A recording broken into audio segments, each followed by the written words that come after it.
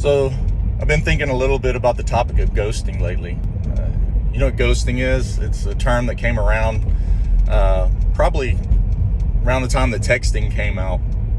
It's when somebody doesn't respond to a text, just ignores the text, ignores emails, voicemails. Maybe they don't show up for a meeting or a get together, and it's usually caused by anxiety. Maybe you've ghosted someone because you're anxious, you don't want to deal with the situation, so it's easier to procrastinate. We tend to take the path of least resistance, and I just want to encourage you that ghosting is never beneficial.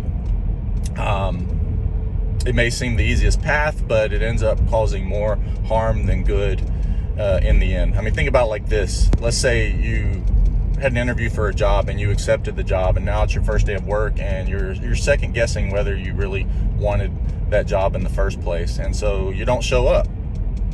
And what ends up happening, that was the easiest thing to do in the moment, but what ends up happening is you end up burning a bridge. And this happens in relationships too.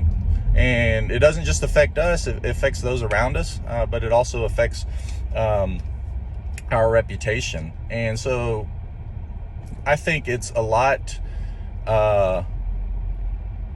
more beneficial to conquer our anxiety, manage our anxiety, walk through our anxiety, and be courageous in those vulnerable situations that we don't want to deal with. And maybe we're not in a position where we want to talk about something, right? Or maybe we don't want to cut somebody, we don't want to hurt somebody. And so we're just not in a place where we can really deal with it or communicate about it. And so how about showing up just enough to say, hey, I need some time, I'll get back to you, let's talk about this later.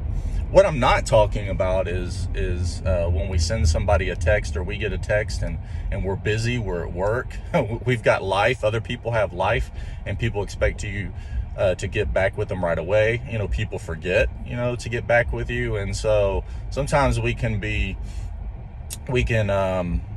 press in too much and expect people, put false expectations on people. But what I'm talking about is, out of anxiousness, we avoid, we procrastinate, we ghost instead of dealing with the situation. And I think if we will be courageous and we will not ghost, it's going to be better. It may be uncomfortable in the short term, but it'll be more beneficial in the long run. What do you think?